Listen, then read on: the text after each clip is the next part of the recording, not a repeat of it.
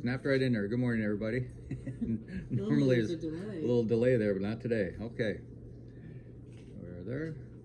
All right, today is a 4-part parallel, and we'll just probably read one at a time because it's got a lot of commentary. Jesus is placed on the cross. I'm going to start on Matthew chapter 27, starting at verse 33. And then they went out to a place called Golgotha, which means place of the skull. The soldiers gave him wine mixed with bitter gall, and when he had tasted it, he refused to drink it. After they had nailed him to the cross, the soldiers gambled for his clothes by throwing dice. Then they sat around and kept guard as he hung there. A sign was fastened above Jesus' head, announcing the charge against him. It read, "This is Jesus, the King of the Jews." 2 revolutionaries were crucified with him, one on his right and one on his left. The people passing by shouted abuse, shaking their heads in mockery. "Look at you now," they yelled at him. "You said you were going to destroy the temple and rebuild it in 3 days. Well then, if you are the Son of God, save yourself and come down from the cross." The leading priests, the teachers of religious law, and the elders also mocked Jesus. "He saved others," they scoffed, "but he can't save himself. So he is the King of Israel, is he?" So he is the King of Israel, is he?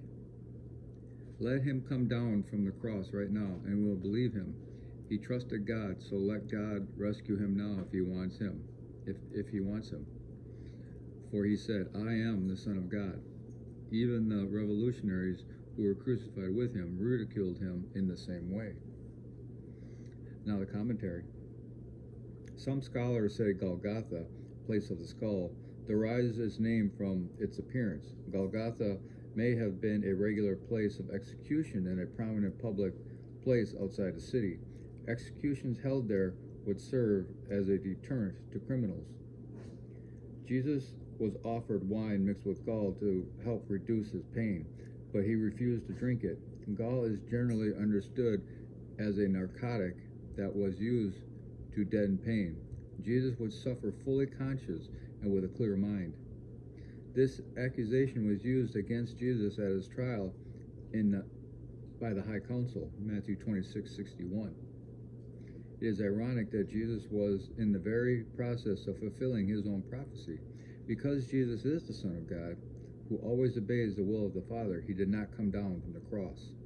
Later, one of these criminals repented. Jesus promised that the repentant criminal would join him in paradise. We'll find that in Luke 23:39 through 43. I've heard a lot of commentary. Of course, there's a lot of commentary out about the crucifixion of Christ. Yep. Some people think that it's up on a hill and everybody was looking up at the crucifixion. Yeah. But I've also heard that it's at road level. So they were really close to the people that were crucified, which gave them more access to mock them. More humiliation for the people being crucified because they stripped them naked. And as we've already discussed previously, that was something that you just didn't do. Yeah. You didn't show even your ankles. So it was a humiliating experience. It was very humbling. It was something that was very bitter. Yeah. So whichever way you want to take it, I've heard it both ways.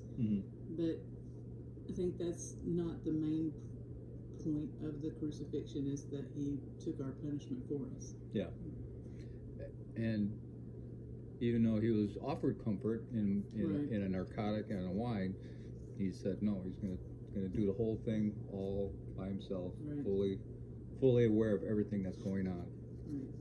So he didn't shield himself from anything. He could have just, he spoke us as in the universe into existence. He could easily just spoke it out of existence too. Oh yeah. But he didn't.